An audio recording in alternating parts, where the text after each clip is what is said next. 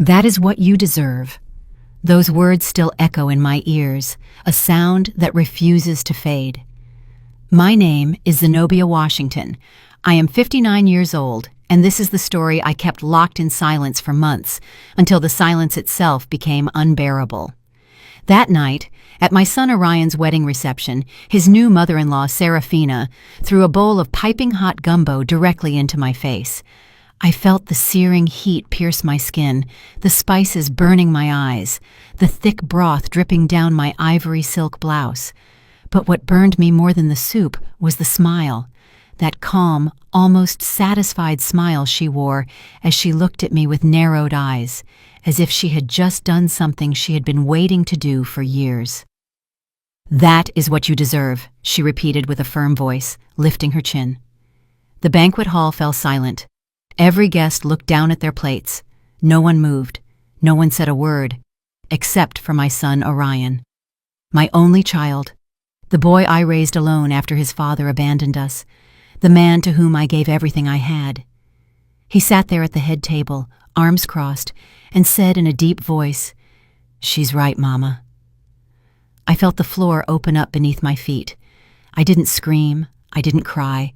I didn't ask why. I simply took the linen napkin from my lap, wiped my burning face with all the dignity I had left, and stood up from my chair without making a sound.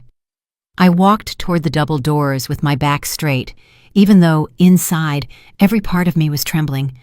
But before I left that building, I did something no one expected. I took my cell phone out of my clutch, dialed a number I had saved weeks ago, and said just 3 words. "It is time." Then I hung up. I closed the door softly behind me. No one followed me. No one asked anything. I got into my car, started the engine, and as I drove through the dark streets of Buckhead back toward my quiet apartment in the West End, a single question spun in my head. How did I get here? Because there was a time when Orion would hug me and say, "You're my hero, Mama." There was a time when I believed a son's love was forever. There was a time when I trusted. But that night, with my face burning and my heart broken, I understood something I never thought I'd have to learn. Sometimes the people we love the most are the ones who betray us the deepest, and sometimes silence is the only weapon we have left. What happened after that phone call is something they will never forget. But to understand why I did what I did, I must first tell you how it all started. How a mother who gave everything ended up humiliated in front of a room full of strangers. And how I discovered, too late, that my son was keeping a secret that would change everything. Sometimes we trust the wrong people too much. Have you ever been disappointed by someone you loved? Tell me your story in the comments. I want to read it. 3 years ago, my life was different. Not perfect, but mine. I lived in a spacious apartment in the West End of Atlanta with a balcony full of red geraniums and bougainvillea that I watered myself every morning. I had my routine: strong brewed coffee at 7, sweet potato pastries from Mr. Henderson's bakery on the corner, and then I would open my small, fine tailoring shop on the ground floor of the building. I wasn't rich, but I didn't need to be. After Orion's father left us when my son was barely 5 years old, I learned something that many women take decades to understand, that one can sustain an entire life with her own 2 hands without asking anyone for permission. I sewed wedding gowns, prom dresses, and embroidered blouses for church ladies who wanted to look elegant without shouting about their money. My hands knew every stitch, every hem, every secret a fabric keeps when you treat it with patience. Orion grew up seeing that. He saw me get up at 5 in the morning to finish an order. He saw me sew until my fingers bled. He saw me cry from exhaustion over the Singer machine that had belonged to my grandmother, and then dry my tears and keep going. "Mama, when I grow up, I'm going to work hard so you can rest," he would tell me with his big, serious eyes while I made him breakfast before school. And I believed him, because Orion was always a good boy, responsible, affectionate. He studied without me having to ask, got good grades. On Sundays, he helped me clean the shop and asked me things about fabrics, about colors, about how I knew which dress each client needed. "Because I listen to them, baby," I would tell him. "People always tell you what they need, even if they don't use words." He would nod thoughtfully and then go play basketball with the neighborhood kids. When he turned 18 and went to study business administration at Morehouse College, I felt that every sacrifice had been worth it. My son was going to have what I never had: a career, a degree, a future without back pain or numb fingers. I worked double, triple shifts. I sewed dresses for weddings of families who would never invite me to their tables, but who paid well. I saved every dollar, denied myself help, denied myself loans because I wanted Orion to finish college without owing anyone anything. And he did. He graduated with honors, got a job at a top real estate firm. He started earning well, wearing suits that I tailored for him myself, bringing me flowers every Sunday when he came for lunch. "Thank you, Mama," he would say, kissing my forehead. "Everything I am is because of you." And I felt complete, until he met Clementina. The first time Orion talked to me about her, I noticed something different in his voice. A new emotion, a shine in his eyes I had never seen. "She's special, Mama, very special." Clementina was the only daughter of a wealthy family from Buckhead. Her father owned a chain of hardware supply stores. Her mother, Serafina, was one of those women who had never worked a day in her life but knew how to give orders like a general. When Orion told me he wanted to introduce me to her, I put on my best dress, the navy blue one, with embroidery on the collar that I had made for a distant cousin's wedding. I fixed my hair, put on the pearl earrings that had been my mother's. I wanted to make a good impression. The meeting was at a restaurant in Buckhead that I would never have chosen. Too elegant, too expensive. But Orion insisted. "I want you to get to know each other well, Mama. Clementina is important to me." Clementina arrived in an impeccable white dress and a smile that didn't reach her eyes. She was pretty, polite, but cold. We talked about unimportant things: the weather, her career in interior design, the wedding plans she was already imagining, even though she and Orion had only been dating for 6 months. I smiled, nodded, asked all the right questions, but something in my stomach twisted when she said, "My mother is anxious to meet you, Miss Zenobia. I've told her so much about you." The way she said Miss Zenobia sounded strange, as if my name needed a title to exist in her world. Orion took my hand and squeezed it, as if telling me, "Everything is going to be fine, Mama." And I wanted to believe him, because back then I still believed that a son's love was stronger than anything else. I still believed that what we had built together, just the two of us for so many years, was unbreakable. I didn't know yet that some women view other women as enemies from the very first moment, and I didn't know yet that Serafina had already decided, long before meeting me, that I wasn't enough for her family. That afternoon, when we left the restaurant, Orion hugged me tight and said, "Clementina adored you, Mama." He told me this in the car. I smiled, but deep down, a small, cold voice whispered something I didn't want to hear. That girl is lying, and Serafina is too. 3 months later, they invited me to dinner at their house. That was when everything started to crack. Serafina's house in Buckhead was exactly as I imagined. Massive, cold, and full of things nobody needs. Crystal chandeliers, Persian rugs, oil paintings in gold frames, furniture that looked like it came straight out of a decor magazine, so perfect it was scary to dirty it just by looking. When Orion and I arrived that night, Serafina received us at the door with a smile that didn't reach her eyes. "Zenobia, how nice to see you," she said, giving me 2 air kisses without really touching my cheek. Come in, make yourself at home." But I didn't feel at home. I felt like an intruder. Clementina appeared from the staircase, radiant in a pale pink dress that probably cost more than 3 months of my rent. She greeted me with the same polite, empty smile as always. "Miss Zenobia, how nice you look."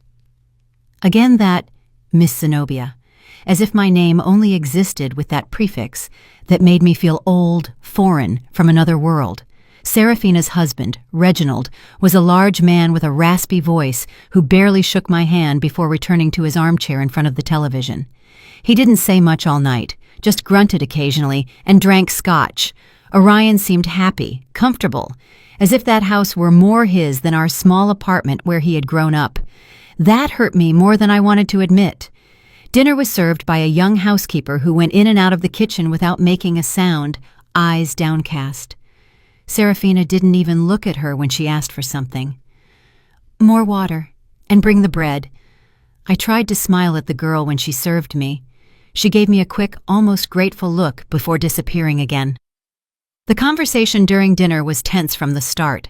Serafina talked about her friends at the country club, the vacation they were planning to Hilton Head, the new SUV Reginald had bought. "Because one can't just drive around in anything, right, Zenobia?" she said with a light laugh. "One has to maintain a certain level." I nodded without knowing what to say. Clementina intervened, touching Orion's arm with a possessive gesture.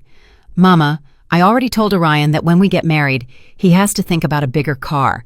That car he has is very modest." Orion laughed uncomfortably. "The car is fine, babe. It serves me well." "But we're going to have children, aren't we?" Clementina insisted with a sugary voice. "We need space, safety. Besides, my dad can help you with the down payment." I felt a knot in my stomach.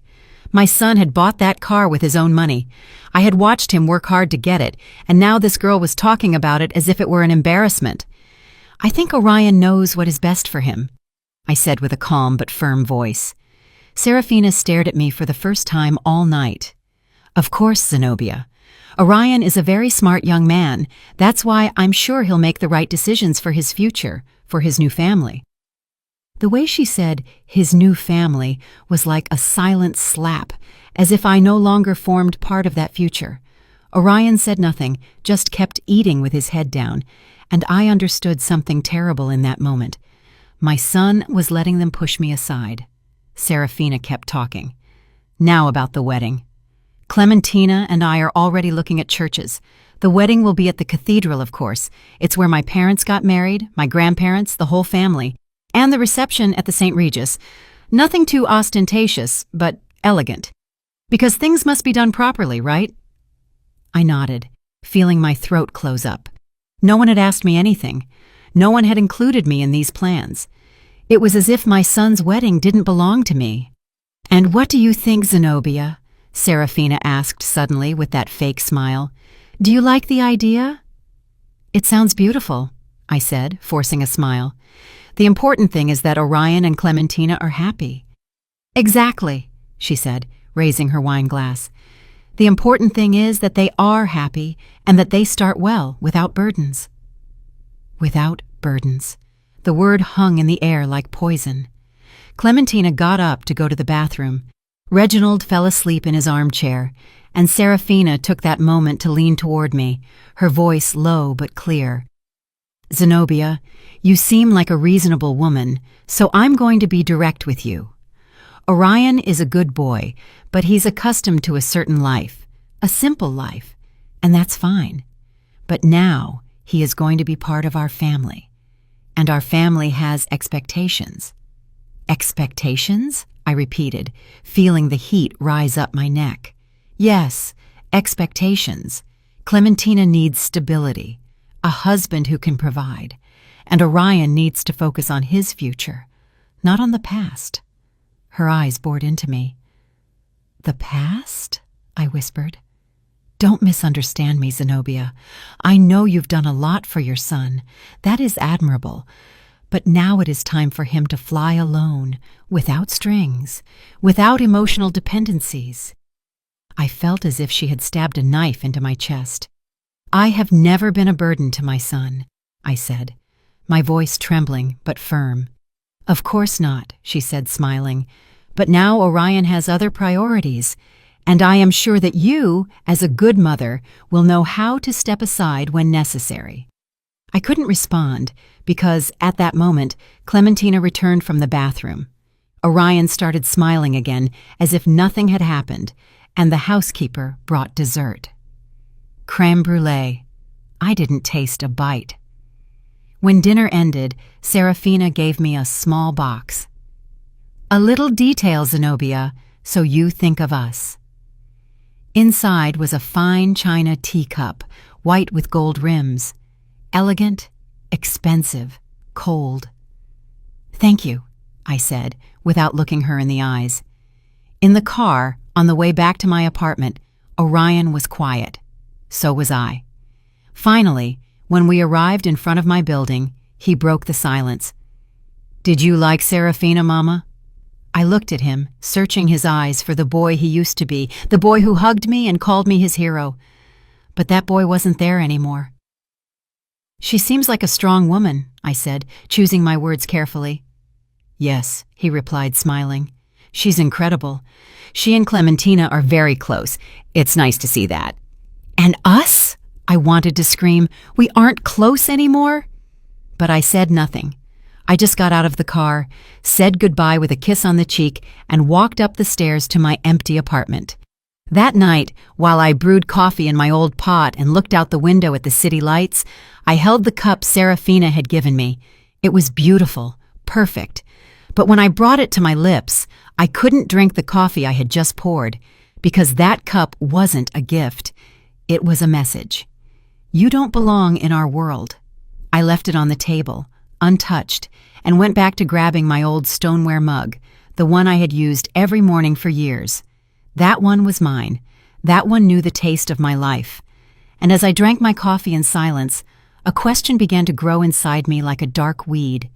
How far would this woman go to get me out of my son's life? I didn't know yet, but I would soon find out. While I tell all this, I wonder where you are listening from. Write the name of your city in the comments. The following months were like walking barefoot on broken glass. Every step hurt, but I kept moving forward, smiling, telling myself that everything would be okay, that it was normal, that this is how things are when a son gets married, that I had to learn to let go, but the truth is, they weren't letting me let go. They were ripping me away. Orion started visiting less. Before, he came every Sunday without fail. He'd arrive with pastries. He'd help me move furniture to clean. He'd stay to eat and tell me all about his week. But after that dinner at Serafina's house, the visits became bi-weekly, then monthly, then sporadic, always with the same excuse. "Sorry, Mama. Clementina and I had plans with her family." "Sorry, Mama. Serafina invited us to lunch at the club." "Sorry, Mama. We have to see about the wedding." Always Clementina, always Serafina, always them. I said it was fine, that I understood, that he was busy. But inside, something was dying little by little. One afternoon, Orion called to tell me that Clementina wanted me to go with them to choose the wedding dress. "Really?" I asked, my heart jumping in my chest. "Yes, Mama," Clementina insisted. "She says you're an expert in fabrics and wants your opinion." For the first time in weeks, I felt hope. Maybe I had been wrong about Clementina. Maybe she did want to include me. Maybe it was all a matter of giving it time. On the day of the appointment, I arrived half an hour early at the boutique, an elegant shop in Buckhead, with dresses that cost what I earned in 6 months. Clementina arrived late, accompanied by Serafina and 3 friends who wouldn't stop laughing and taking photos with their phones. "Miss Zenobia," Clementina said, kissing my cheek, "I'm so glad you came. We need your expert eye." I sat on a velvet sofa while she tried on dress after dress, all beautiful, all expensive, all looking the same to my eyes. The friends applauded. Serafina gave orders to the shop assistant, and I sat there, quiet, without anyone asking me anything, until Clementina came out in a French lace dress, strapless, with an endless train. "What do you think, Miss Zenobia?" she asked, twirling in front of the mirror. All eyes turned to me. I took a deep breath and told the truth. "It is beautiful, but I think the strapless cut doesn't flatter you as much. You have delicate shoulders. A dress with lace sleeves or thin straps would highlight your figure better." The silence was immediate. The friends stopped smiling. Serafina looked at me with cold eyes, and Clementina let out a nervous laugh. "Ah, well, it's just that this type of dress is what's in fashion. Miss Zenobia, I don't know if you are very up-to-date with trends." Her friends laughed, quietly but loud enough for me to hear. Serafina stood up and put a hand on Clementina's shoulder. "My baby, you look spectacular in everything. Don't worry, this dress is perfect. We're taking it." Clementina smiled, relieved. "Yes, Mama, You're right, Mama. Clementina had called Serafina Mama, and she still called me Miss Zenobia.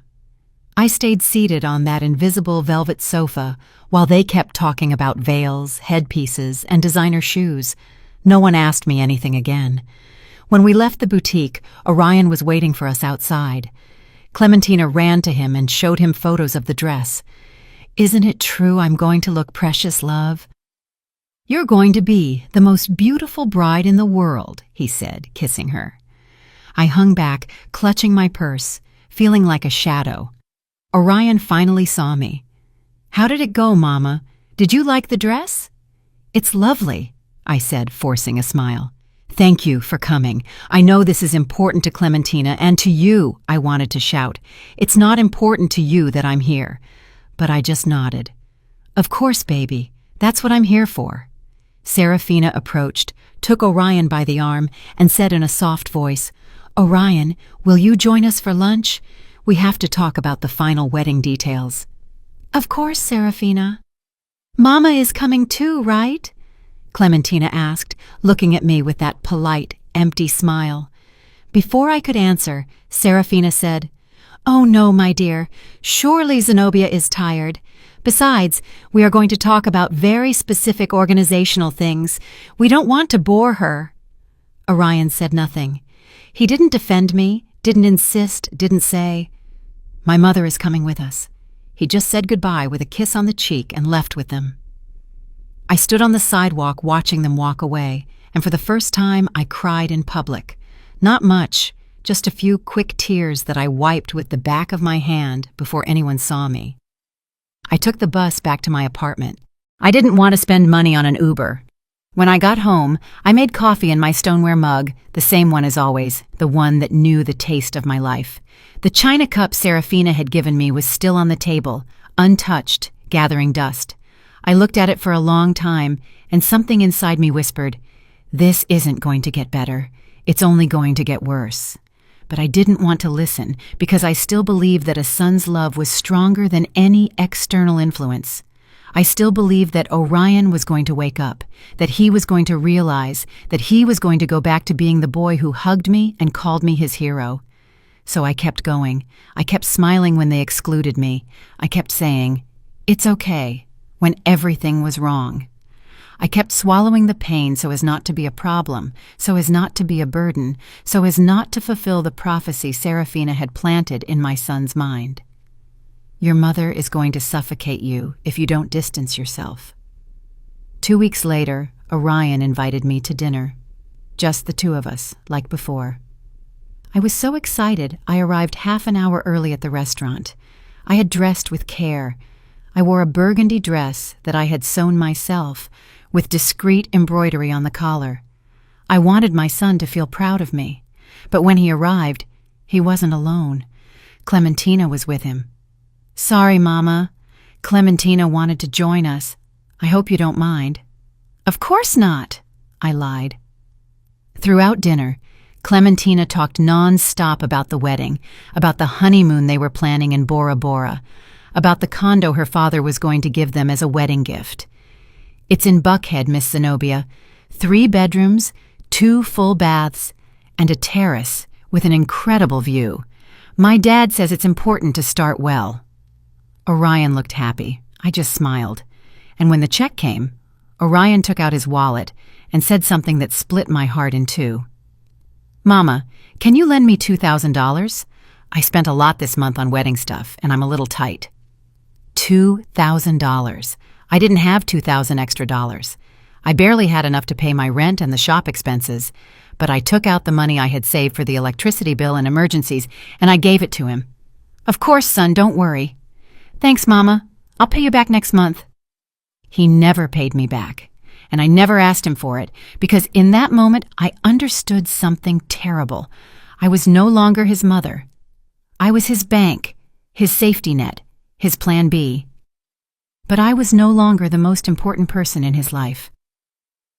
That night, when I returned to my apartment, I sat in front of the window with my coffee and looked at the city lights, wondering how I had ended up there, how a woman who had given everything, who had sacrificed her youth, her health, her entire life for a son, could end up feeling so invisible. But I still didn't know the truth.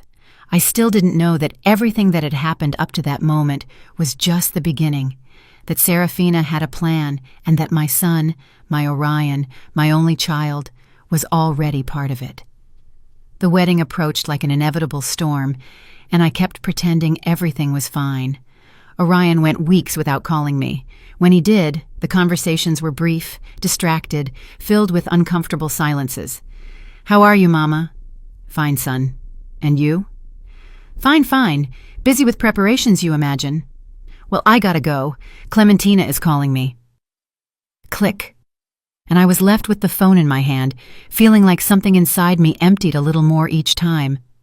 But the worst wasn't the short calls. The worst were the invitations that never arrived. I found out by chance that there was a bachelor party for Orion, a barbecue at Reginald's house with a live band, with friends of Clementina's family. No one told me.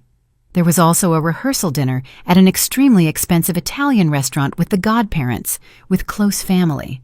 No one invited me. When I asked Orion why they hadn't included me, he got uncomfortable. "Oh, Mama, they were small things. Last minute we didn't want to bother you." Bother you. As if my presence were a nuisance, as if I were a problem to be avoided. But I stayed quiet, kept smiling, kept saying, "Don't worry, son, I understand." Until one afternoon, everything changed. It was a Tuesday. I remember because Tuesdays have always been slow days at the shop. I was finishing hemming a gala dress when the doorbell rang. I opened the door and found a young delivery guy with a blue cap and a manila envelope in his hands. "Zenobia Washington?" "Yes, that's me." "Sign here, please." I signed without thinking.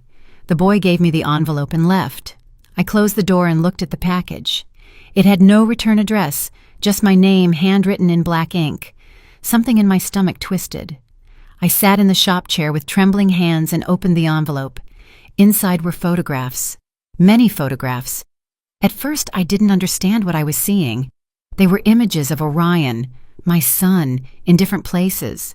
Restaurants, a parking lot, a hotel entrance. But he wasn't alone.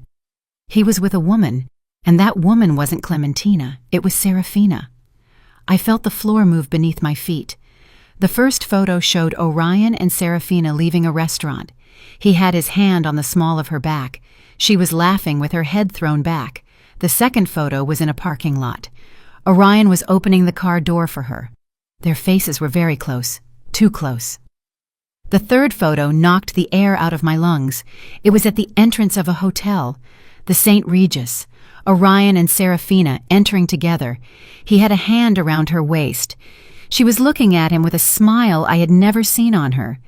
An intimate smile, a smile of a woman who knows a man's body. I dropped the photographs to the floor.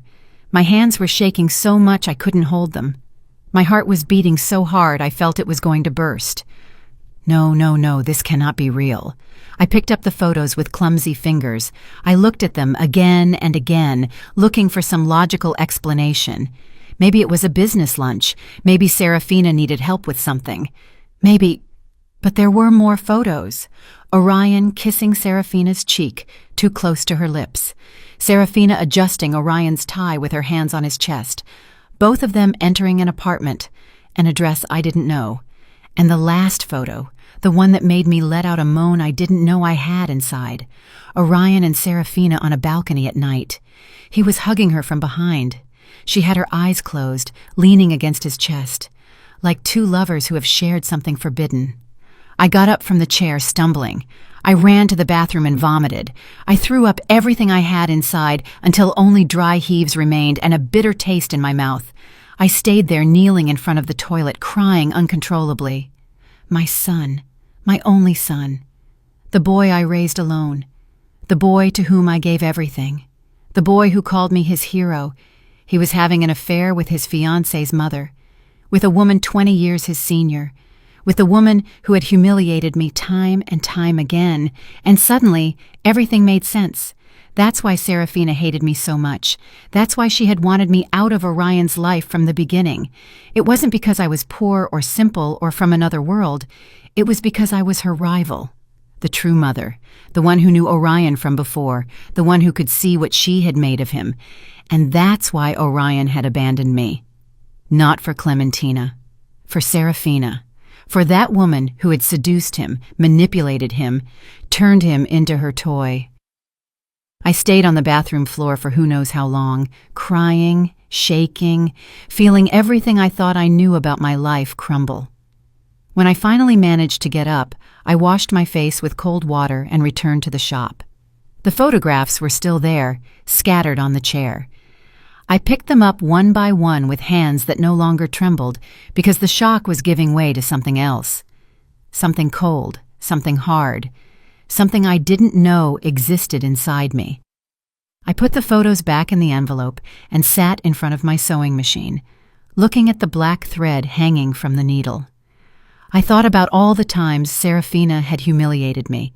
I thought about all the times Orion had ignored me. I thought about the wedding approaching, about Clementina, that poor girl who had no idea her fiancé was sleeping with her own mother. And I thought about me, about the woman who had worked until she bled to give her son a better life, the woman who had swallowed insults and scorn without saying a word, the woman who had believed a son's love was forever.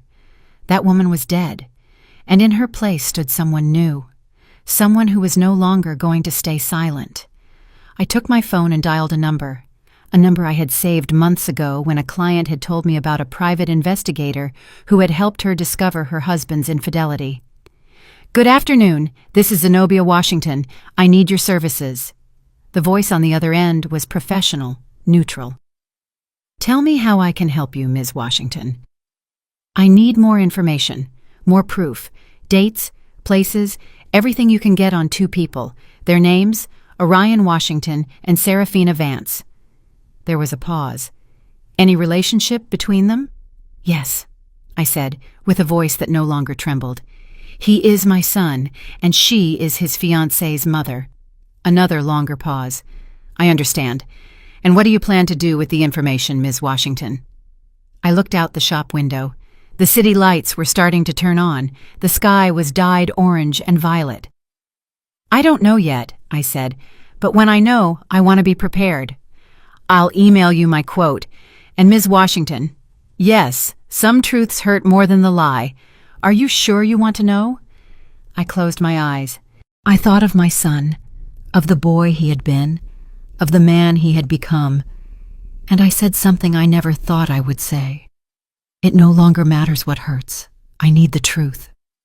I hung up the phone, made myself a coffee in my stoneware mug, and waited. Because now I knew that the wedding wasn't the end of this story. It was just the beginning, and I was no longer going to be the silent victim.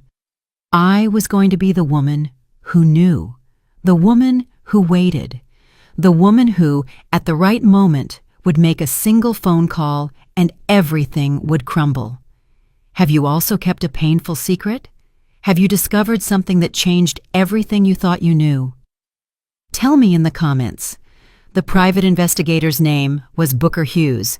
He was a man of about 50, ordinary-looking, with glasses and a calm voice that inspired confidence. We met in a discreet coffee shop in Decatur, far from anywhere anyone might recognize me. He brought me a thick manila folder full of papers, photographs, and reports. "Ms. Washington," he said calmly, "I found what you asked for, but before I show you, I need you to take a deep breath." "I already know what I'm going to see," I said with my hands clasped on the table. "No," he replied, looking me in the eyes. "Believe me, you don't know." He opened the folder, and my world finished breaking. The first photos were similar to the ones I had received in the anonymous envelope. Orion and Serafina in restaurants, hotels, in an apartment in Midtown that, according to the investigator, she had rented specifically for their encounters. "This apartment is leased to a shell company," Booker explained, "but I traced the payments. They all come from Serafina Vance's personal account." I felt nauseous again, but I forced myself to keep looking. There were hotel records. The St. Regis, the Four Seasons, Ritz-Carlton, rooms booked in her name, but security cameras showed both entering together. "Since when?" I asked, with a voice I barely recognized as mine. Booker turned several pages and pointed to a date. The first record I found is from 1.5 years ago. 1.5 years. My son had been sleeping with his fiancée's mother for 1.5 years, since before he and Clementina got engaged, since before I met that family. There's more, Booker said with a grave tone. He showed me bank statements, transfers from Serafina's account to Orion's account, large amounts, 10,000 here, 20,000 there, 50,000 on one occasion. What is this? I whispered. Payments, Booker said. Your son is receiving money from her regularly. The word hung in the air like poison. Payments. My son wasn't just having an affair with that woman. He was letting her keep him. Is there anything else? Yes, Booker continued, and this is the most delicate part. He took out another set of documents. I investigated the finances of Mr. Reginald Vance, Serafina's husband. He is bankrupt. The hardware chain that is supposedly so successful is on the verge of collapse. He has debts with several banks, and the house in Buckhead has 3 mortgages. I sat in silence, processing. So, it's all a lie? I asked. The wealth, the money, the status, it's a facade, Booker confirmed. A very well-constructed facade, but it's falling apart, and I think Serafina knows it. That's why she's using her daughter. Using Clementina? How? Booker took out more papers. Clementina inherited a considerable fortune from her maternal grandmother 2 years ago, close to $4 or $5 million in property and bank accounts, but that money is in a trust that can only be touched under certain conditions. What conditions? That Clementina gets married. Once married, she has full access to that inheritance, and if something were to happen to Clementina while married, the money automatically passes to her spouse. I felt the air escape my lungs. Orion, I whispered. Exactly, Booker said. If Orion marries Clementina and something happens to her, he inherits everything. And considering the relationship he has with Serafina, he didn't finish the sentence. He didn't have to. Do you think they plan to harm Clementina? I asked, feeling horror rise up my throat. I don't have proof of that, Booker said carefully. But I do have proof that Serafina is a very controlling, very ambitious, and very desperate woman. And your son, Ms. Washington, forgive me for saying it this way, your son is completely under her control. I closed my eyes. I thought of my Orion, of the boy who hugged me, of the young man who graduated with honors, of the man I thought I had raised. At what moment had he become this? At what moment had he stopped being my son and become the puppet of an unscrupulous woman? There is one last thing, Booker said, and it is the most important. He took out an audio recording, a small device. I managed to place a microphone in the Midtown apartment. It's illegal, I know, but I thought you needed to hear this. He pressed the play button, and I heard my son's voice. What if Clementina finds out? It was Orion. He sounded nervous. Then Serafina's voice, soft, manipulative, maternal and seductive at the same time. She won't find out, my love. Clementina is foolish. She only sees what she wants to see. But when we get married, how are we going to continue this? Orion, listen to me well. A pause. Sounds I didn't want to imagine. Then Serafina spoke again with a firm voice. Clementina is not going to be a problem for long. You marry her. Wait a year, maybe 2. And then, things happen. Accidents happen. Serafina, I can't.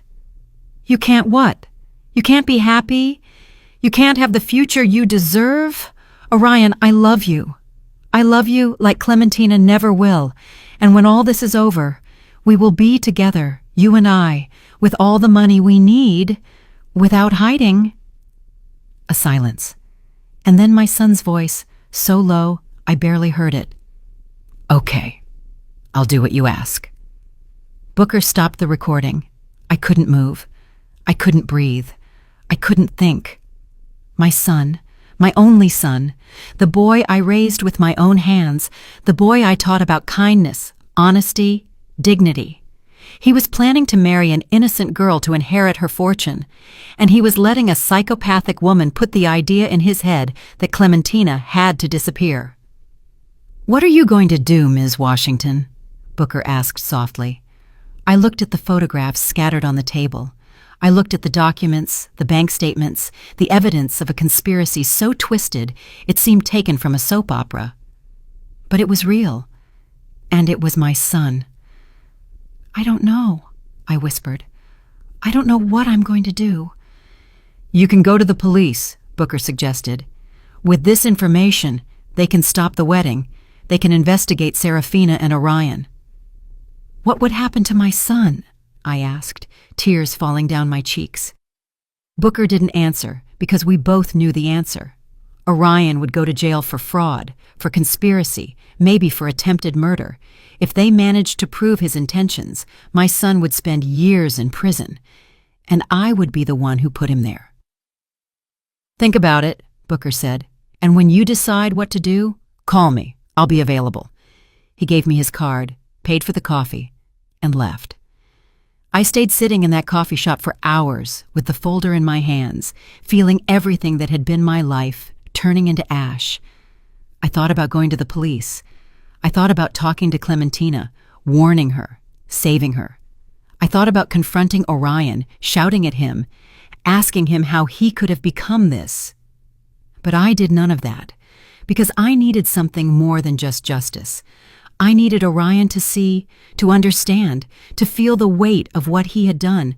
I needed Serafina to lose everything she had gained with her manipulations, and I needed to do it in a way that no one could say I was the villain, because I wasn't going to be the mother who destroyed her son. I was going to be the mother who let him destroy himself.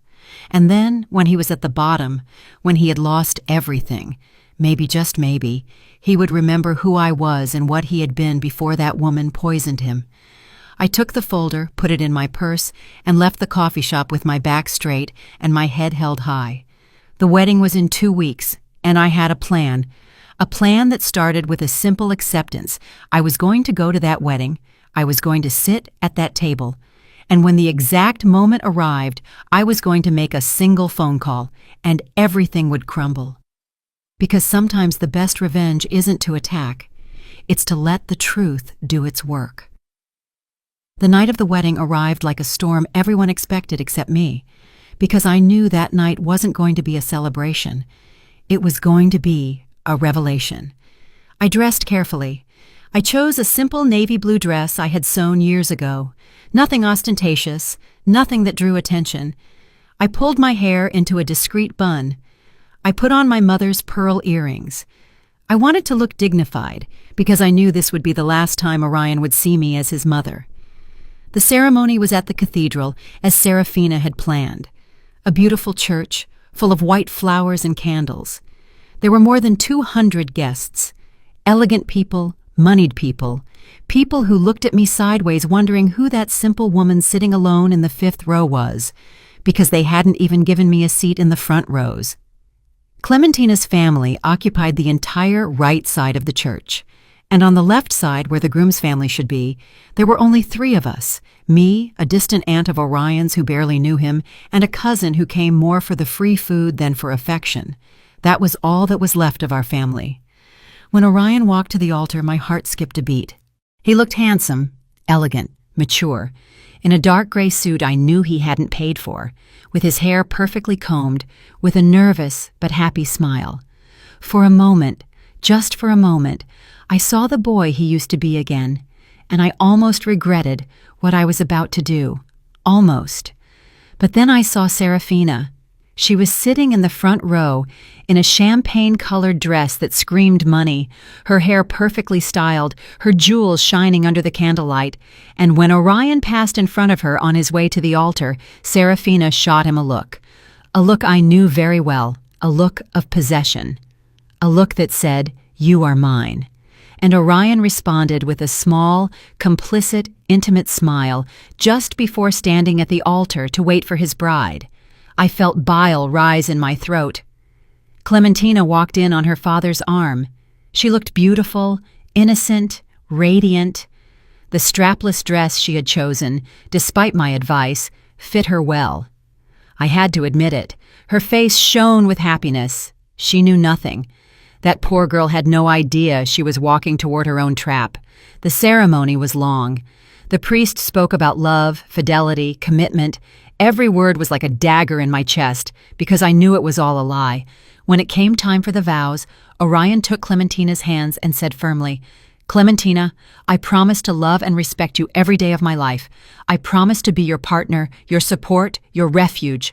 I promise to build a future with you based on truth and trust." I had to bite my lip not to scream, "Liar, liar, liar." Clementina cried with emotion, the guests sighed, and Serafina smiled with satisfaction. When the priest said, "I now pronounce you husband and wife," everyone applauded except me. I just watched them, Orion kissing Clementina, Serafina wiping a fake tear, Reginald dozing in his seat, and I knew the moment had come. The reception was at the St. Regis, a huge ballroom decorated with thousands of white roses, tables with linen tablecloths, crystal centerpieces, a 5-course banquet, a live orchestra. Everything was perfect, too perfect. They seated me at a table in the back, far from the head table, far from Orion, with people I didn't know and who didn't speak to me all night. I was invisible again, but I wasn't there to socialize. I was there to wait for the exact moment. During dinner, I observed.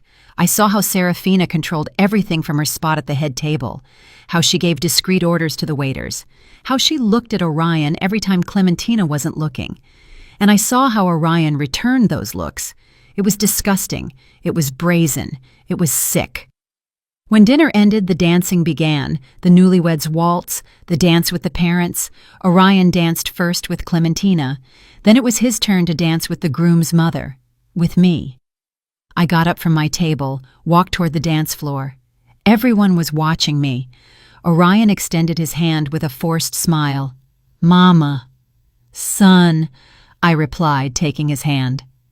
We danced in silence for the first few seconds. The music was soft, romantic. Everyone watched us. "You look beautiful, Mama," he said without looking me in the eyes. "Thank you," I replied. "You look good too."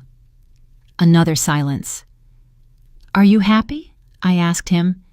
"Yes," he replied quickly. "Very happy." "Really, Orion? Are you truly happy?" For the first time all night, he looked me in the eyes, and I saw something there, something small, something that might have been guilt, or maybe just discomfort. "Yes, Mama, Clementina is wonderful. We're going to be very happy together." "And Serafina?" I asked, lowering my voice. "Is she wonderful too?" His body tensed. He stopped dancing for a second, then continued, squeezing my hand tighter. "I don't know what you're talking about." "I think you do know, son." "Mama, this isn't the moment." "When is it going to be the moment, Orion? When? After something happens to Clementina? After you inherit her money?" He stopped completely. Let go of me. Looked at me with hard eyes. "What did you say?" "I know everything, Orion. Everything." The music kept playing, but we weren't dancing anymore. People started looking at us, whispering. "You don't know anything," he said in a low, threatening voice. "You're inventing things." "I have photographs. I have hotel records. I have bank statements. I have recordings." His face went pale. "Mama, what did that woman do to you, Orion? What did she do to turn you into this?" "You don't understand," he exploded, raising his voice. "You're never going to understand." The music stopped. Everyone was staring. Clementina came running over, her wedding dress dragging on the floor. "What's happening, Orion? Miss Zenobia?" Serafina appeared out of nowhere. She stepped between Orion and me. "Zenobia, I think it's better if you leave. Are you making a scene?" "A scene?" I repeated, feeling the rage rise up my chest. "I'm making a scene?" "Yes," she said firmly. "This is my daughter's wedding, and I'm not going to allow you to ruin it with your dramas." "My dramas?" I laughed without humor. "You want to talk about dramas, Serafina?" Clementina looked at us without understanding. Orion was paralyzed. The guests murmured louder and louder, and then Serafina did something I will never forget. She turned to the nearest table, grabbed a bowl of seafood gumbo that was still hot, walked toward me with firm steps, and threw it in my face. I felt the boiling liquid burning my skin, the spices, the broth dripping down my dress, the pain, the humiliation. Everyone screamed. Clementina shrieked. Someone ran for napkins, but I didn't move. I just stood there with the soup dripping down my face, looking Serafina straight in the eye. She smiled, that calm smile, that satisfied smile, and said clearly so everyone could hear, "That is what you deserve." The room fell into complete silence. And then Orion, my son, my only son, the boy I had raised alone, crossed his arms and said, "She's right, Mama." Those words cut me deeper than any knife. Clementina was crying. The guests were whispering. Reginald was still asleep in his chair. And I just took a napkin from the nearest table and wiped my burning face with all the dignity I had left. Then I walked toward the exit of the ballroom with my back straight, without running, without crying, without giving them the satisfaction of seeing me destroyed. But before leaving, I took my phone out of my purse, dialed the number I had saved, and said just 3 words. "It is time." I hung up, left the hall, got into my car, and as I drove through the dark streets toward my apartment, with my face burning and my heart broken into 1,000 pieces, I smiled, because the call I had just made wasn't to the police. It was to someone else, someone who was going to change everything, and they would never forget it. I still ask myself if I did the right thing. What would you have done in my place? I arrived at my apartment with my dress ruined and my soul even more ruined. But I didn't cry. I had no tears left. I took off the soup-soaked dress and threw it in the trash. I never wanted to see it again. I took a long shower, letting the hot water clean my skin, which still stung. When I got out, I put on my old cotton pajamas, the ones with holes in the elbows, the ones I had worn for years, the ones that were mine and no one else's. I made coffee in my stoneware mug, the same one as always, and sat in front of the window to wait, because I knew the call I had made was going to have consequences, consequences that would start that very night. The person I had called wasn't the police. It wasn't a lawyer. It wasn't anyone who could put my son in jail. It was someone much more powerful than all that. It was Clementina's grandfather, Cornelius Estrada, Clementina's mother's father, the man who had left those millions in trust for his granddaughter. An 82-year-old man, a widower, a retired businessman. One of those men who built empires with their own hands and who didn't tolerate lies or betrayal. I had met him months ago at one of the few family gatherings I had been invited to. It was a casual lunch at Serafina's house. I was quiet in my corner, invisible as always, when Cornelius sat next to me. "You're the boy's mother, right?" he asked with a raspy but kind voice. "Yes, sir, I'm Zenobia." "Zenobia," he repeated, testing my name. "Pretty name. And what do you do, Zenobia?" "I have a sewing shop. I make dresses, alterations." "Ah, you work with your hands like me. I like that. People who work with their hands have soul." We talked through the whole lunch. He told me about his life, how he started selling tools out of a truck and ended up owning a hardware chain across the Southeast, how he had worked 14 hours a day for 50 years, how he had been widowed 10 years ago and still missed his wife every morning. "My daughter Serafina doesn't visit me much," he said with sadness. "She says I'm old, that I smell old, that my house is full of junk." "I'm sure she loves you very much," I said, trying to be kind. "No," he replied with brutal honesty. "My daughter loves me for my money, but I don't have money anymore. I left it all to my granddaughter Clementina, because she does visit me. She does hug me. She still has a heart." He gave me his card that day. "If you ever need anything, Zenobia, call me. I like people who work with their hands." I kept that card in my wallet, and 3 weeks after receiving the photographs, I called him. We met at his house, an old craftsman bungalow in Inman Park, full of antique furniture and family photos. He received me with strong coffee and pastries. "Tell me, Zenobia, what is so urgent?" I showed him everything: the photos, the bank statements, the recordings, the documents proving the conspiracy. Cornelius listened in silence. His face changed color. First pale, then red, then purple with rage. When I finished, he stayed quiet for a long time. "My granddaughter is in danger," he said finally, his voice shaking. "Yes, sir." "And your son?" "Your son is part of the plan." "Yes, sir." "Why are you telling me? Why don't you go to the police?" It took me a moment to answer, because I had to be honest. Because if I go to the police, my son goes to jail.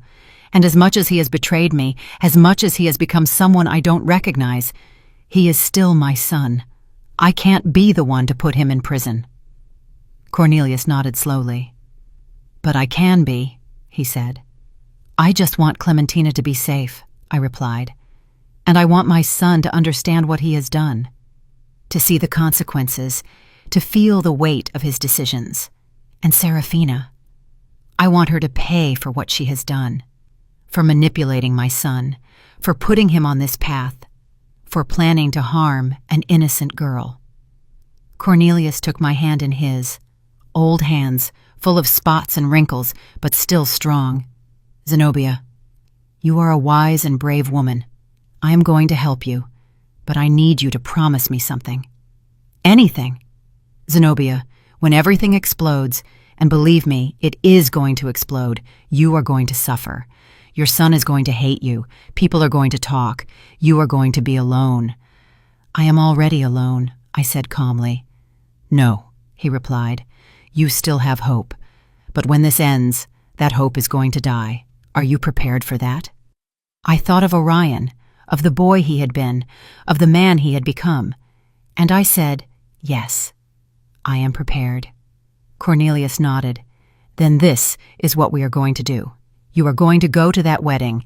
You are going to behave normally, and when the moment comes, when they show their true face, you call me, and I will do what I have to do."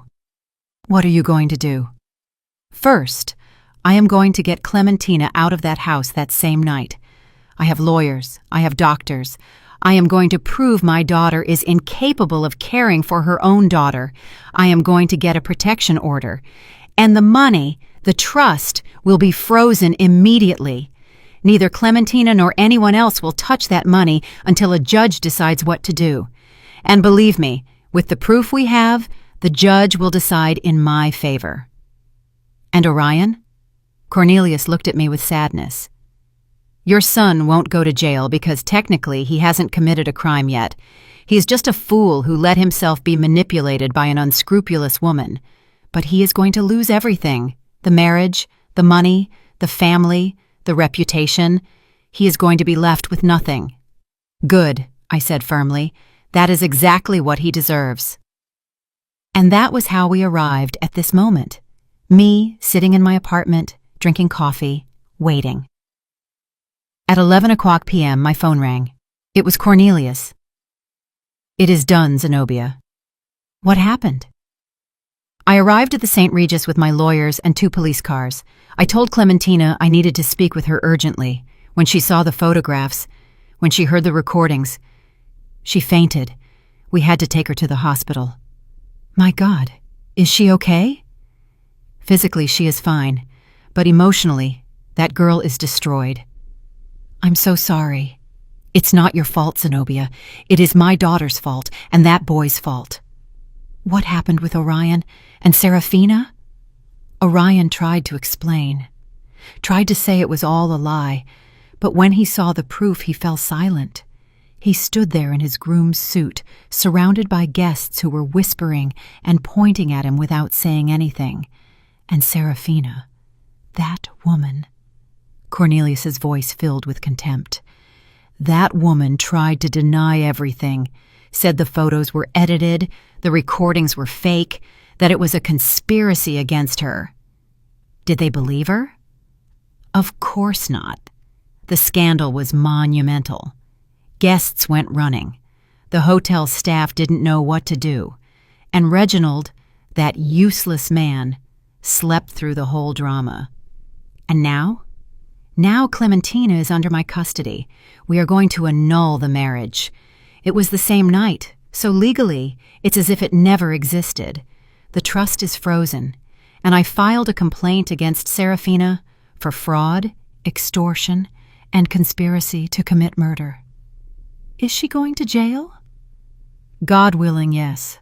The lawyers say we have a solid case. Thank you, Cornelius. Thank you for protecting Clementina. No, Zenobia.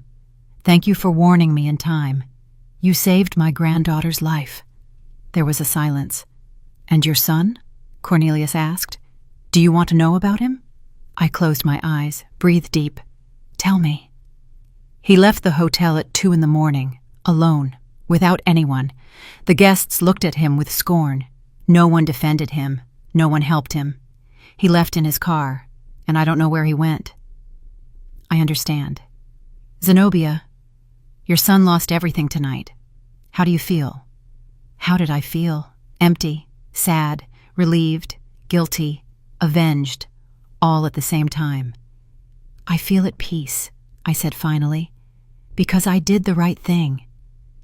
Yes, Cornelius replied. You did the right thing. Not many mothers have that strength. We hung up. I sat in front of the window with my empty stoneware mug in my hands. Outside, the city was still alive. Lights, noise, people living their lives. And I was here alone. But with a clear conscience, because it hadn't been revenge. What I sought was justice. Justice for Clementina, who didn't deserve to be used. Justice for me, who didn't deserve to be humiliated. And justice for Orion, who needed to understand that actions have consequences. I hadn't put him in jail, but I had left him with nothing. Without money, without family, without reputation. And maybe, just maybe, when he hit rock bottom, when he lost everything, when he was completely alone, he would remember who I was, and what he had been before Serafina's poison corrupted him. That night I slept deeply, for the first time in months, without nightmares, without anguish, without that knot in my stomach that had accompanied me since I received those first photographs, because I had done what I had to do, not with rage, not with a thirst for vengeance, but with the cold clarity of one who understands that sometimes the greatest love you can give someone is to let them face the consequences of their own decisions, even if that means watching them fall, even if that means losing them forever. The days after the wedding were strange, silent, as if the world had stopped. I heard nothing from Orion for a week. He didn't call, he didn't write, he didn't come looking for me. And I didn't look for him either, because I knew he needed time to understand what had happened, to process the magnitude of what he had lost. And I needed time to heal. Cornelius called me every 2 days to tell me how things were going. Clementina was in intensive therapy, not psychiatric, but emotional. She had fallen into a deep depression after discovering the man she had married was having an affair with her own mother. It's too big a betrayal, Cornelius told me, too twisted. My granddaughter doesn't understand how it could happen, and neither do I. How is she? Fragile, very fragile, but she is 18. She is young. She will heal. With time, she will heal. The scandal spread like gunpowder through the whole city. Social media exploded. Someone had recorded part of the confrontation at the St. Regis and uploaded it to the internet. The video went viral in hours. Orion leaving the hotel alone, his suit rumpled, his face undone, Serafina screaming at Cornelius's lawyers, Clementina being taken out on a stretcher. People commented, speculated, invented theories. Some said Orion was a victim, that Serafina had seduced and manipulated him. Others said he was an opportunist, a fortune hunter, a man without morals. The truth, as always, was somewhere in the middle. Orion wasn't completely innocent, but he wasn't completely guilty either. He was a weak man who had made terrible decisions because he didn't have the courage to say no. By the second week, Cornelius gave me more news. The DA accepted the complaint against Serafina. They are going to investigate her formally for fraud and conspiracy. How likely is it she goes to jail? With the proof we have? Very likely. The recordings are enough. The lawyers say she could face between 8 and 15 years. 15 years. Serafina, the woman who had humiliated me, who had manipulated my son, who had planned to harm her own daughter to keep her money, was going to pay. And Reginald? I asked. That poor man knew nothing. He's a drunk who has been disconnected from his family for years. The investigators confirmed he had nothing to do with the plan, but now he is alone. His wife is on her way to jail, his daughter hates him, and his business is bankrupt. Is he going to lose the house? Already lost it. The bank foreclosed last week. Now he is living in a rented room in Decatur on a miserable pension. I didn't feel pity for him, because Reginald had eyes. He had ears. He had been there in that house for years, watching his wife destroy lives, and he had done nothing. Sometimes complicity is as guilty as the action. In the third week, Orion finally sought me out. He arrived at my apartment at 8 at night without warning. He knocked on the door with soft blows. When I opened it, I almost didn't recognize him. He had a beard of several days, deep circles under his eyes, wrinkled clothes, unkempt hair. He had lost weight. He looked destroyed. "Mama," he said with a broken voice. I stood in the doorway without moving. "What do you want, Orion?" "I need to talk to you. We have nothing to talk about." "Please, Mama, just let me in." I hesitated. Part of me wanted to slam the door in his face, to tell him to leave, that he was no longer my son. But another part, that part that had carried that boy in my arms, that had sung him lullabies, that had cleaned his scraped knees, that part couldn't say no. I let him in.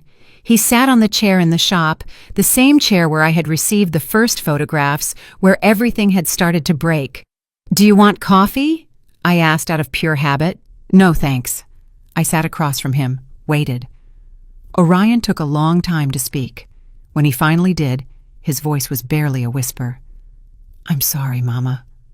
"What are you sorry for?" "Everything. Everything I did. Everything I did to you." "And Clementina? Are you sorry for her too?" He nodded, tears falling down his cheeks. "Yes, especially for her. I didn't want to hurt her. I never wanted to." "But you did," I interrupted with a cold voice. "You planned to marry her to steal her inheritance. I heard the recording, Orion. I know what you said.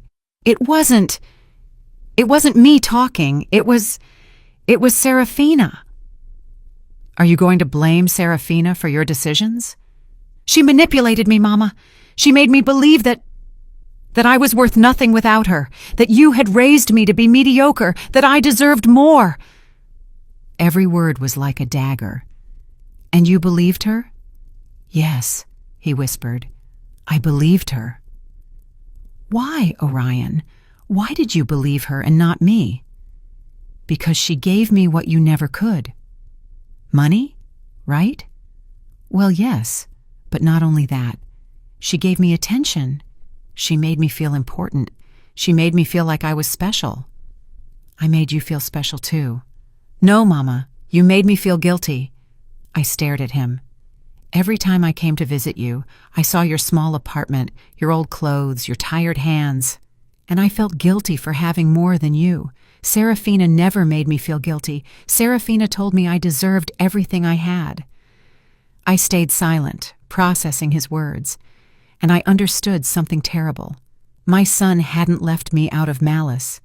He had left me because he couldn't stand remembering where he came from, because I was the mirror of his poverty, of his humble origins, of everything he wanted to forget. And Serafina had offered him an exit, a way to become someone new, someone important, someone who didn't have a seamstress mother reminding him of his roots. "You know what is the saddest thing about all this, Orion?" I said finally. "That I never made you feel guilty. You just felt guilty because you knew deep down that you had abandoned me. I know. I'm a bear. I know, Mama. And I am so sorry. Where have you been these weeks? Cheap hotels, spending the little I had left. I lost my job. No one wants to hire me. My name is all over social media. I'm a laughingstock. And the house Reginald was going to give you? Never existed. It was all a lie. The hardware stores are bankrupt. The house in Buckhead is foreclosed. There was no money, only debt. And Serafina is in jail awaiting trial. Her lawyers say she's going to be sentenced to 10 to 15 years. Good, I said without remorse. Orion looked at me with red eyes. Don't you feel anything for her? Should I? That woman destroyed her own daughter. She corrupted you. She humiliated me. She planned a murder. Why should I feel anything for her? Because I loved her. Those words pierced me. No, Orion. You didn't love Serafina. You were obsessed with what she represented. Power, money, status. But that is not love. Maybe you're right. We sat in silence for a long time. Finally, Orion asked what he had come to ask. Can I stay here, Mama? Just for a few days? Until I find a job? Until I can— No, I said firmly. Mama, please. I have nowhere to go. I have no money. I have no— You should have thought about that before. Mama, I'm your son. Yes, I interrupted. You are my son. And that is why I tell you no. Because if I let you stay here, if I rescue you now, you are never going to learn.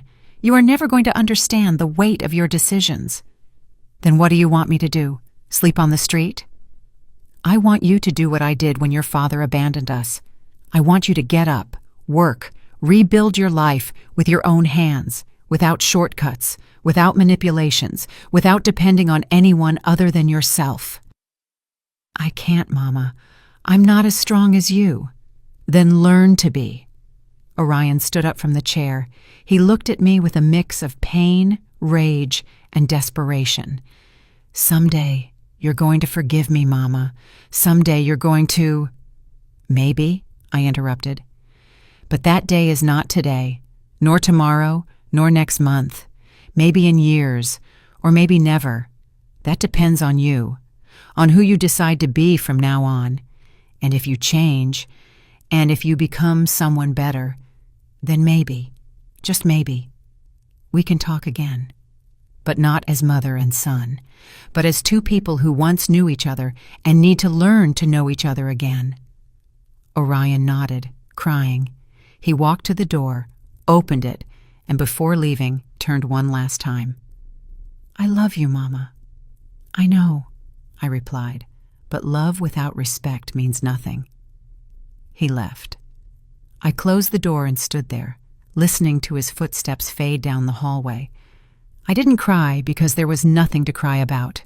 I had done the right thing, the hardest thing, the most painful thing, but the right thing.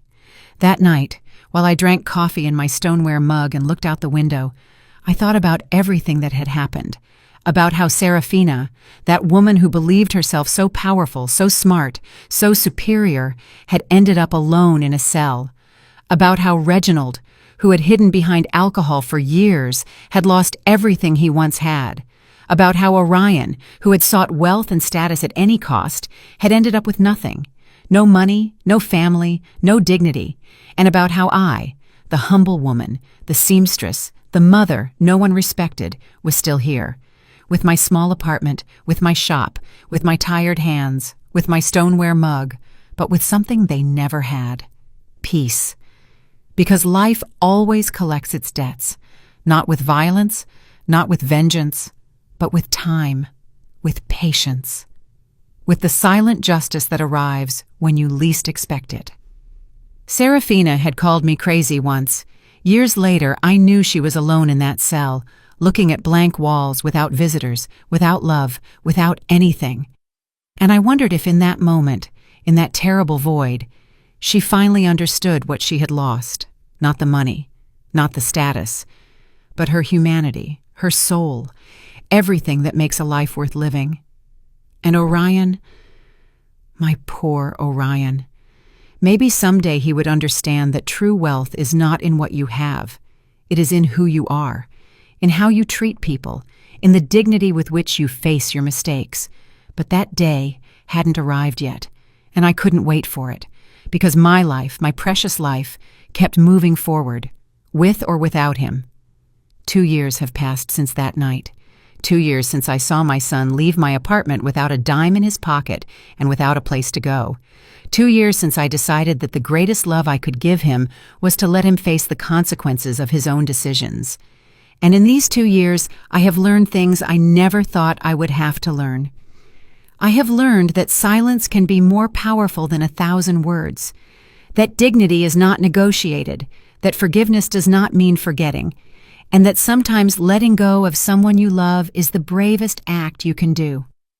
My life has changed, not in spectacular ways. I didn't become rich. I didn't move to a big house. I didn't stop sewing. But it changed where it matters, in the deep, in the soul. I still live in my apartment in the West End. I still work in my shop. I still brew my coffee every morning in the same stoneware mug I've used for years. But I no longer feel invisible. I no longer feel small. I no longer allow anyone to make me feel less than I am. Because I understood something fundamental. A person's worth is not in how much money they have, or in what neighborhood they live, or who they associate with. A person's worth is in their capacity to remain standing when everything crumbles, in their capacity to choose the right thing even if it hurts, in their capacity to forgive themselves for not having been perfect. Cornelius became a very dear friend. He comes to visit me every 2 weeks. He always brings pastries from his favorite bakery and coffee he prepares himself in his old house in Inman Park. We sit in the shop among scraps of fabric and spools of thread and talk about life, about what it has been like raising children in difficult times, about how it hurts to see the people we love take wrong paths, about how old age teaches you that in the end the only thing that matters is being able to look in the mirror and recognize the person you see. Clementina asked about you last week, he told me on his last visit. Yes? I asked, surprised. How is she? Better. Much better. She finished therapy last month, started studying psychology, says she wants to help other women who have gone through what she went through. I'm so glad to hear that. She wants to meet you, Zenobia, says she wants to thank you for saving her. I felt a knot in my throat. I didn't save her. I just did what I had to do. That is exactly what saving someone means, Cornelius replied, with a sad smile. Doing the right thing, even if it costs you everything. Clementina came to visit me one October afternoon. She arrived alone, without warning, knocking timidly on the shop door. When I opened it, I almost didn't recognize her. She was no longer the fragile, scared girl I had seen at the wedding. Now there was something different in her, something stronger, more mature. Ms. Zenobia, she said softly, can I come in? Of course, child, come in. She sat on the shop chair, the same one where Orion had sat 2 years ago. I made her coffee. We talked about unimportant things for a few minutes, the weather, her studies, how she liked living with her grandfather, until she finally gathered the courage to say what she had come to say. I want to thank you for everything you did. You don't have to thank me for anything, Clementina.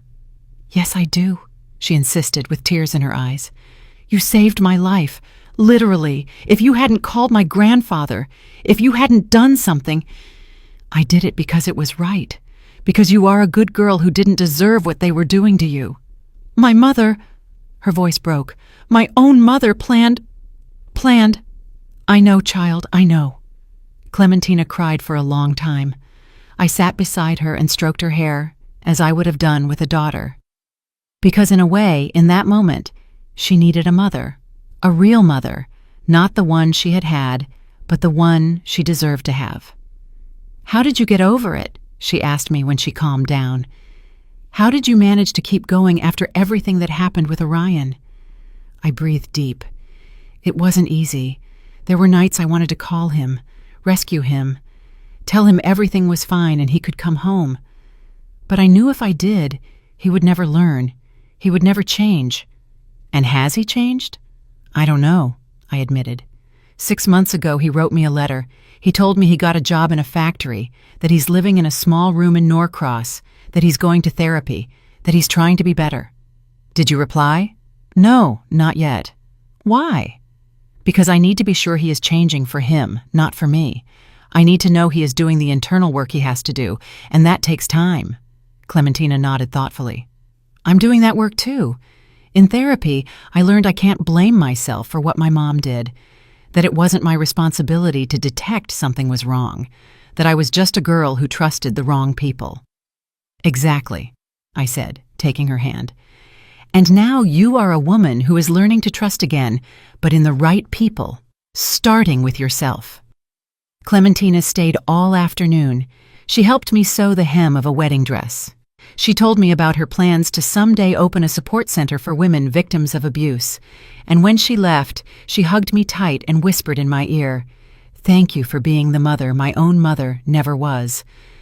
That night I cried, not from sadness, but from something more complex, because I had lost a son, but in a way, I had gained a daughter, not by blood, but by heart. 3 months ago, I received news of Serafina. Cornelius called me one morning with a grave voice. "Zenobia, I need to tell you something about Serafina." What happened? She was sentenced, 12 years in prison, without possibility of early release. How is she? Destroyed. Physically, she has deteriorated a lot. No one visits her, not even Reginald. She's completely alone. And how do you feel about that? Relieved, but also sad, because that woman is my daughter. And despite everything she did, a part of me remembers the girl she once was before ambition corrupted her. I understood what Cornelius felt, because I also remembered the boy Orion had been before the world changed him, before bad decisions defined him. And I wondered if one day he could go back to being that boy, or if that boy had died forever. Orion's letter arrived 2 weeks ago. It was longer than the first, more honest, more vulnerable. He told me he had started attending a support group for people who had made serious mistakes, that he was learning to live with the guilt without letting it destroy him, that he was saving every dollar to someday be able to pay me back all the money he had borrowed and never paid. "I don't expect you to forgive me, Mama," he wrote. "I don't expect us to go back to what we were. I only hope that someday, when you see me on the street, you don't cross to the other side to avoid me. I only hope you know that every day I wake up trying to be a better man than I was yesterday. And every day I think of you, of how I treated you, of how I failed you, of how I let a woman convince me that you were the problem when you were the only person who really loved me. Sometimes I pass in front of your building. I don't knock. I don't come up. I just stand there on the sidewalk looking at your window, wondering what you might be doing. If you're sewing, if you're drinking coffee, if you ever think of me. And then I leave because I know I have no right to bother you. I have no right to ask you for anything else. But I want you to know something, Mama. Something I never told you enough when I should have. Thank you. Thank you for raising me alone. Thank you for sacrificing so much. Thank you for giving me opportunities you never had. And thank you for having the courage to let me fall when I needed it most. Because now I understand that you didn't let me fall out of hate. You let me fall out of love. And that was the greatest gift you could give me. I love you, Mama. I have always loved you, even if my actions said otherwise. Your son, Orion. I read that letter 5 times. I cried through every reading, and then I put it in the drawer where I keep important things, next to the first photo of Orion when he was a baby, next to his graduation diploma, next to a note he wrote me when he was 8 years old that said, "Mama, you are my hero." I haven't replied to him yet, but I think I will soon, because I have learned that forgiveness is not forgetting what happened. Forgiveness is remembering what happened, feeling the pain, and still choosing to move forward without carrying that weight in your heart. It doesn't mean I'm going to forget. It doesn't mean things are going to go back to how they were before.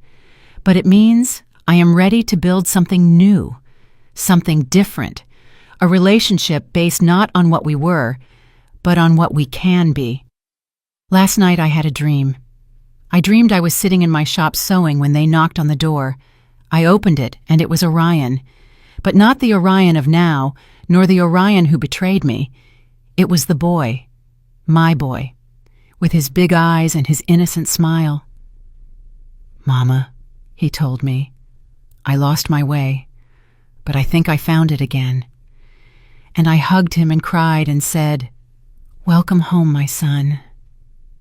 When I woke up, I had tears on my cheeks, and I knew that dream was a sign. Not that everything was resolved, but that I was ready to start healing, to start forgiving, not just Orion, but myself, for not having been the perfect mother, for not having protected him from everything, for not having seen the signs sooner. Because the truth is that none of us is perfect. We all make mistakes. We all hurt people we love. We all get lost at some point. But what defines us is not the mistakes we make, it is what we do after. If we learn, if we grow, if we get up, or if we stay there on the ground blaming others for our fall. This morning, while I prepared my coffee in my stoneware mug, I looked out the window and saw the streets of Atlanta filling with people. People in a hurry, people with problems, people with dreams, people with pain. And I understood that we are all part of the same story. A story of mistakes and redemptions, of falls and risings, of losses and findings. And my story, this story I have told you, is just one more among millions. But it is mine, and I am proud of it. Because I survived, because I didn't break, because I maintained my dignity when everything around me crumbled, and because I learned that true strength is not in never falling, it is in getting up every time you fall. Now I am 61 years old, 2 years older than when this story began, and I feel I have lived an entire lifetime in these 2 years.